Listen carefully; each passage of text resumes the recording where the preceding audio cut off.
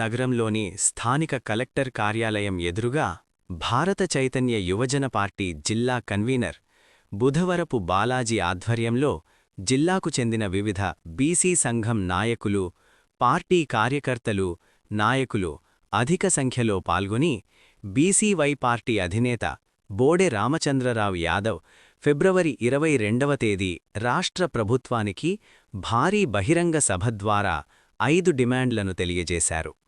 వాటిలో ముఖ్యంగా బీసీ రక్షణ చట్టం అమలు, రాజధాని ప్రాంతంలో బీసీలకు 1000 ఎకరాల భూమి, బీసీ కులాల కార్పొరేషన్లకు నిధులు, సమగ్ర కుల గణన, విద్య, ఉద్యోగాలు, స్థానిక సంస్థల చట్టసభలలో బీసీలకు 44% రిజర్వేషన్లు వెంటనే ఆమోదించాలని, లేని పక్షంలో ఏప్రిల్ 11వ తేదీ ఆమరణ నిరాహార దీక్ష చేపట్టాలని నిర్ణయించడంతో నా పేరు బుధవరపు బాలాజీ, భారత చైతన్య యువజన పార్టీ శ్రీ పొట్టి శ్రీరాములు నెల్లూరు జిల్లా కన్వీనర్ని.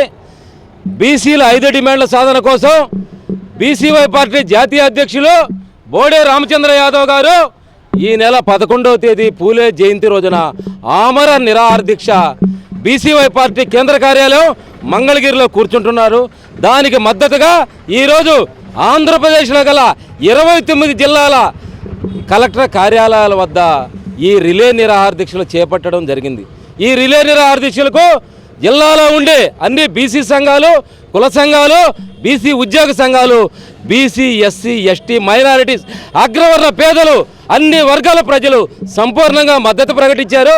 ముఖ్యంగా ఫిబ్రవరి 22వ తేదీ జాతీయ అధ్యక్షులు బోడే రామచంద్ర యాదవ్ బీసీ సింహగర్జన అనే ఒక కార్యక్రమం తీసుకొని ఆ కార్యక్రమాన్ని ఆంధ్రప్రదేశ్లో గల 175 నియోజకవర్గాల్లో ప్రతి మండల కేంద్రాల్లో, గ్రామాల్లో అన్ని కుటుంబాలకి కరపత్రాల ద్వారా సమాచారాన్ని పంపించి అందరినీ ఆహ్వానించి ఫిబ్రవరి 22వ తేదీ లక్షల మందితో బీసీ సింహగర్జనలో కార్యక్రమాన్ని తీసుకొని ఆ యొక్క కార్యక్రమంలో ఈ రాష్ట్ర ప్రభుత్వానికి 5 బీసీ డిమాండ్లు ప్రతిపాదించాడు.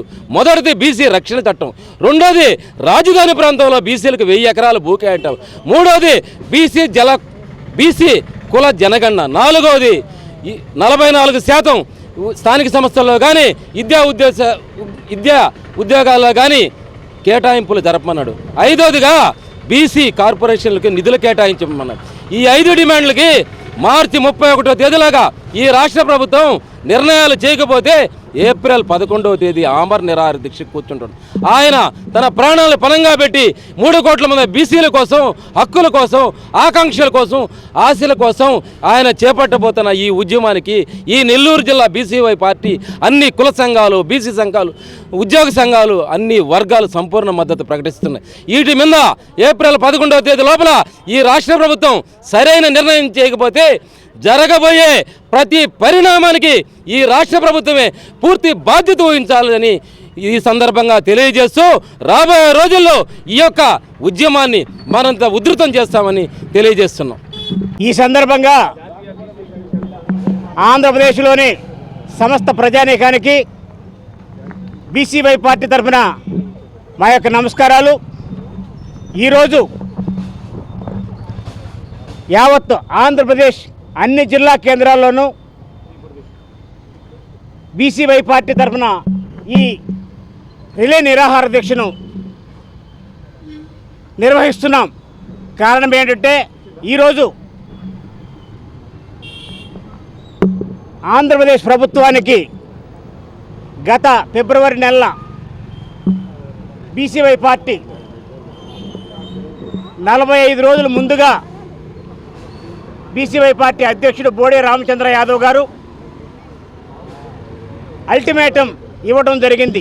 5 డిమాండ్లు. ఇప్పుడు మిత్రులందరూ చెప్పిన ఈ 5 డిమాండ్ల గురించి ఎంతో కాలంగా ఆంధ్రప్రదేశ్ రాష్ట్రంలో దాదాపు 3 కోట్ల మంది ప్రజలకి సంబంధించిన ఈ డిమాండ్లు నెరవేర్చవలసిందిగా బోడే రామచంద్ర యాదవ్ గారు అల్టిమేటం ఇవ్వడం జరిగింది. ఎంతో కాలంగా అపరిష్కృతంగా ఉన్న ఈ డిమాండ్లు నెరవేర్చాలని. కానీ ఈ రోజు నాటికి కూడా ఆంధ్రప్రదేశ్ ప్రభుత్వం వాటిని ఏమాత్రం స్పందించలేదు. అందుకని రాబోయే 11వ తేదీన, ఏప్రిల్ 11వ తేదీన ఈ విషయమై బీసీవై పార్టీ జాతీయ అధ్యక్షుడు బోడే రామచంద్ర యాదవ్ గారు విజయవాడ మంగళగిరి రాజధాని కేంద్రంలో ఆమరణ నిరాహార దీక్షకు కూర్చుంటున్నారు. అందుకని ఆయనకు మద్దతుగా అన్ని జిల్లాల్లో ఈ రిలే నిరాహార దీక్ష చేస్తున్నాం.